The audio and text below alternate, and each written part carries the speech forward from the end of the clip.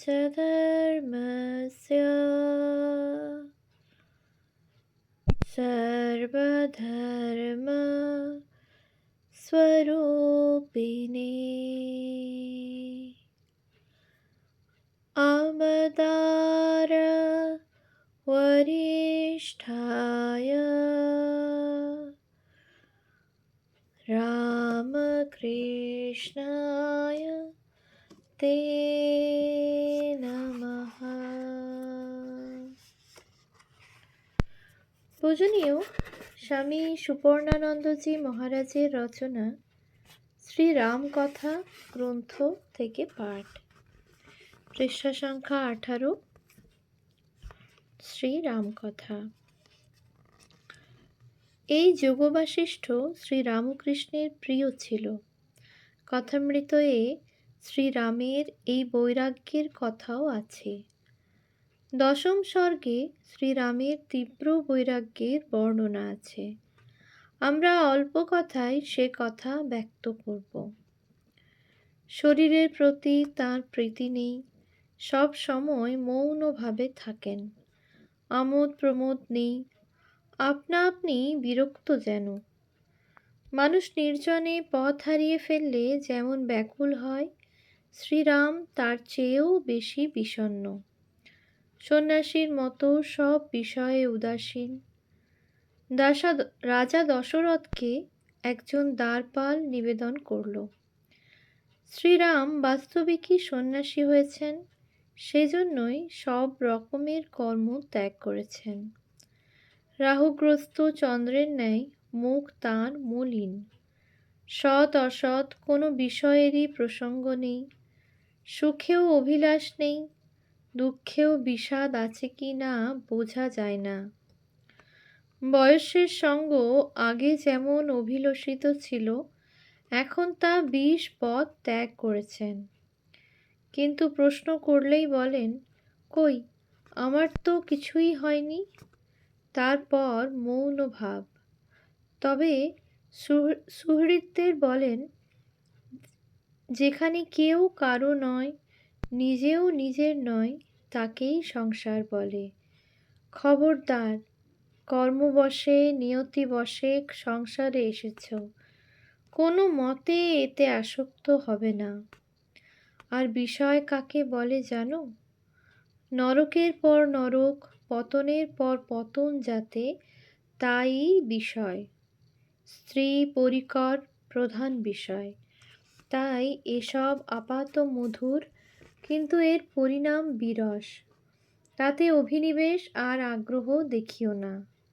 দেখালেই হাতির মতো পাঁকে পড়বে, উঠতে পারবে না। অর্থই অনর্থের মূল, এতে পরম প্রাপ্তি হয় না। তা অর্জনের বা সংরক্ষণের কিছু মাত্র যত্ন করবে না। যদি দৈবাৎ অর্থ পাও, তবে দরিদ্র বা উপযুক্ত পাত্রে তা বিতরণ করবে। আত্মবিলাসের জন্য অর্থ রেখে দেবে না। সংসারে বিষাদী সম্পদ।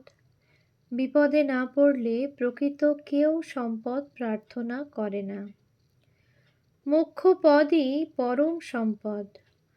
পদে পদে ইষ্ট বিয়োগ হচ্ছে, অনিষ্ট সংযোগ হচ্ছে, এই তো সংসারের সিদ্ধ নিয়ম। তবু কেউ বৈরাগ্যের আশ্রয় নেয় না। হে বন্ধুগণ, এই সংসারে তুমি আমি কেউই কিছু নই। শত্রু মিত্র আত্মীয় অনাত্মীয় এসব কল্পনা মাত্র। অথচ শত্রু নাশ মিত্র লাভের জন্য মানুষের চেষ্টা দেখো। এসব ভেবে আমি বিষয়ে বিতরাগ হয়েছি। আর আমার বংশে আগের রাজারা তো কেউ বিষয়াদি সঙ্গে নিয়ে যেতে পারেননি। তাই আমি বৈরাগ্য মার্গ গ্রহণ করেছি। তোমরাও করো।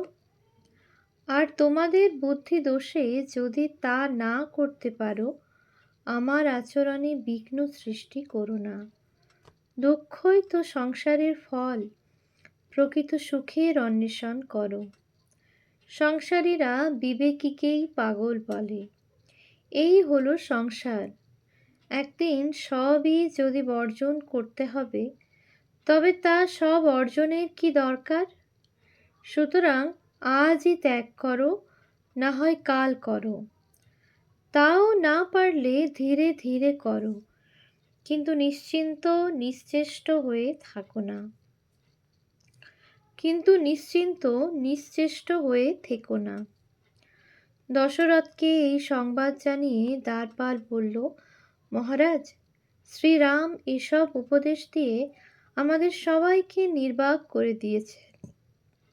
কোথা থেকে এত অল্প বয়সে এই নির্বেদ এলো জানি না।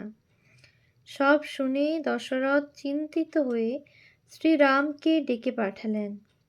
বশিষ্ঠ এবং ঋষি ভরদ্বাজ তাকে বোঝাবেন। তারা তাকে এমন ভাবান্তরের কারণ জিজ্ঞাসা করলে শ্রীরাম বললেন, ব্রহ্মণ, আমি তো পিতৃগৃহে বেশ ছিলাম, একদিনের জন্য বিষয় বৈরাগ্য জন্মেনি। কিন্তু তীর্থযাত্রার পর অন্তঃকরণে বিবেকের সঞ্চার হয়েছে। এজন্যই সংসারের আমোদে আর আনন্দ পাইনি, সুখে আর সুখ বোধ নেই। নিশ্চয় জ্ঞান হয়েছে, এই সংসারে মরবার জন্যই লোকে জন্মগ্রহণ করে, আবার জন্মাবার জন্যই মরে। মন ও শূন্য পদার্থ, জড় স্বরূপ। সংসারে তো আমার কিছুরই অভাব নেই, তবু আমারই অভাব বেশি দেখছি। সব থেকেও আমার সুখের অভাব। আমি যে রাজাধিরাজ দশরথের পুত্র, এ কথা একবারও মনে হয় না। হায়, আমার চেয়ে একজন দরিদ্রও বোধ হয় বেশি সুখী। আমার চেয়ে তার মুখ প্রফুল্ল। দেখুন, সংসারে তো আমাদের কেউ বিক্রি করে দেয়নি, তবু যেন আমরা কৃতদাসের মতো বদ্ধ হয়ে আছি। পশু পাখিরাও আমাদের চেয়ে ভালো আছে। এখানে পণ্ডিত মূর্খ, বিদ্বান অবিদ্বান, বুদ্ধ অবুদ্ধ সবাই একই অবস্থায় পড়ে রয়েছি। বস্তুত অজ্ঞানীদের চেয়ে জ্ঞানীরা যেন বেশি বদ্ধ। সংসারে মৃত্যুই একমাত্র সত্য, জীবন তো নাম মাত্র। তাহলে তো আমরা মরেই আছি। মৃত শরীরে সুখ লাভ হয় কি? যদি আমাদের না থাকাটাই নিশ্চয় হয়, তবে 2-4 দিনের জন্য থেকে কি লাভ? আবার মৃত্যুর পর কারো কারো সৌভাগ্য লাভ হয়, কেউ ইন্দ্রও হয়। ইন্দ্রেরও পতন হয় শুনেছি। আমরা তো সত্যি পুত্র স্ত্রী নিয়ে বড়ই বিপন্ন। আমি নিজে কোটরে স্থিত অগ্নির দ্বারা দহ্যমান বৃক্ষের মতো জ্বলছি। বিষয়রূপ চোরেরা আমার হৃদয়স্থিত বিবেক রত্নকে চুরি করার উদ্যোগ করছে। কোথায় আমার সেই প্রহরী, যে চোরকে ধরে আমার রত্নরাজি উদ্ধার করে? সেই প্রহরী তো তত্ত্বজ্ঞান। এভাবে শ্রীরাম দীর্ঘকাল আরও অনেক যুক্তির জাল বিস্তার করে তার বৈরাগ্য ব্যাখ্যা করলেন এবং জানালেন, বৈরাগ্যকে আশ্রয় করেই যে শান্তি নিকেতনে পৌঁছানো যায় তা তিনি শুনেছেন। সেসবের বিস্তৃত বিবরণ পরে রয়েছে। 10ম সর্গ থেকে 29 সর্গ, এই 20টি অধ্যায় জুড়ে শ্রীরামের এই বৈরাগ্য প্রকরণ বিধৃত আছে। সেসব লেখার অবসর এখানে নেই। তাঁর এই বক্তব্য শুনে সভাস্থ সকলে বিস্মিত হলেন। এবার মুমুক্ষু প্রকরণ। বিশ্বামিত্র বললেন, শ্রীরাম, তুমি শুকদেবের মতোই বুদ্ধিমান তত্ত্ব বিশেষজ্ঞ। এরপর শ্রীরামকে শুকদেবের সঙ্গে পিতা ব্যাসদেবের মুমুক্ষা নিয়ে যে দীর্ঘ আলোচনা হয়েছিল তা শোনানো হয়েছে। যখন ভোগকে শ্রীরাম রোগ বলে জেনেছেন, তখন জ্ঞাতব্য বিষয়ে শ্রীরামের ব্যুৎপত্তি জন্মেছে। সমস্ত ঋষির সমাবেশ হয়েছে এখন। তাদের মুখপাত্র হয়ে বশিষ্ঠ শ্রীরামকে বোঝাতে এলেন। সেই কথোপকথন একটি বিশেষ আলোচনার অপেক্ষা রাখে। 22টি অধ্যায় জুড়ে এই মুমুক্ষু প্রকরণ, এরপর উৎপত্তি প্রকরণ। 128টি অধ্যায় জুড়ে বেশ কয়েকটি আখ্যায়িকা সহযোগে বিষয়টির ব্যাখ্যা আছে। তারপর স্থিতি এবং উপশম প্রকরণ এবং শেষে নির্বাণ প্রকরণ। শ্রীরাম বুঝেছেন তিনিই সংসার হয়েছেন, সব হয়েছেন। অদ্ভুত রামায়ণ নামে একটি ছোট পুস্তকের নাম আমরা জানি। এটিকে সাতকাণ্ড রামায়ণের উত্তরকাণ্ড বা পরিশিষ্ট বলা হয়। মাত্র 25টি অধ্যায়ে শেষ হয়েছে রামায়ণের কথা। এখানে শ্রীরাম সীতার জন্মকাহিনী, বিবাহ, বন গমন এসব যেমন আছে তেমন আছে উপনিষদ ভক্তিযোগের বর্ণনা, আছে শ্রীরামের আত্মস্বরূপের বর্ণনা। রাবণ এখানে সহস্র মস্তক বিশিষ্ট। সীতা দেবী রাবণকে হত্যা করেন। শ্রীরাম সীতা দেবীর সহস্র নাম স্তব করছেন। এসবের জন্যই এমন নাম অদ্ভুত রামায়ণ। বলা বাহুল্য, এসব পড়ার জন্য অনেকেরই আগ্রহ আছে। সেই পাঠ চতুর্বর্গদায়কও বটে। দ্বিতীয় পর্যায়, সংস্কৃত ও দেশীয় ভাষায় রচিত মুখ্য রামায়ণগুলির মধ্যে সর্বভারতীয় আবেদন যে রামায়ণের আছে তা অবশ্যই হিন্দি ভাষায় রচিত শ্রীরামচরিতমানস। তুলসীদাসজি প্রয়াগের কাছে রাজাপুর নামে একটি গ্রামে জন্মেছিলেন। পিতা আত্মারাম দুবে। অনাথ অবস্থায় ঘটনাক্রমে তিনি অযোধ্যায় নরহরি স্বামী নামে এক সহৃদয় ব্যক্তির আশ্রয়ে এসে পড়েন। রাম মন্ত্রে দীক্ষা পান। তাঁর শ্রীরামচরিতমানস ভক্তিরসে ভারতবাসীকে যুগ যুগ ধরে নিমজ্জিত করে রেখেছে। এ যেন মৃত সঞ্জীবনী সুধা। গোস্বামীজির মতে শ্রীরামচরিতমানস স্বয়ং শিব রচনা করে নিজ মানসেই রেখেছিলেন। অবসর মতো পার্বতীকে শুনিয়েছিলেন।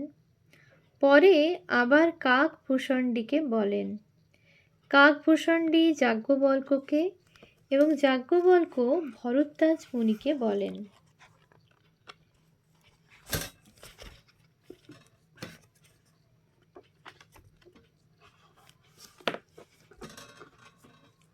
দ্রষ্টব্য যোগবাশিষ্ঠ রামায়ণ 1/2/2।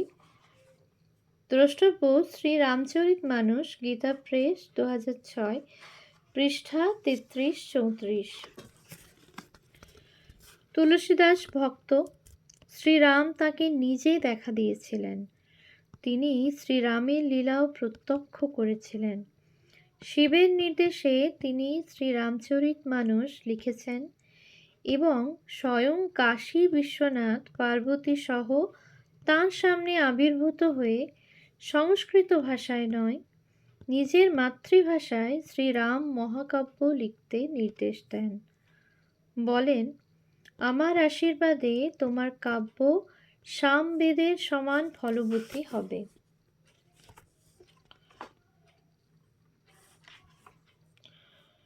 দ্রষ্টব্য শ্রীরামচরিতমানস, গীতা প্রেস,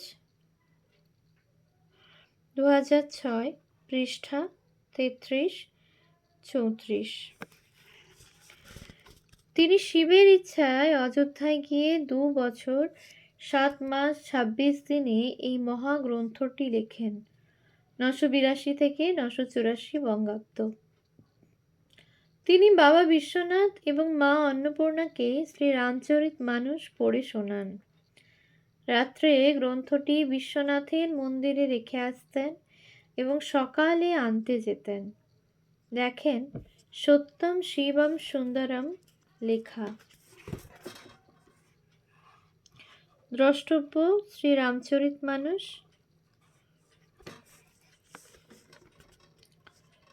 এবং নিচে বাবা বিশ্বনাথের সাক্ষ্য। স্বাক্ষর।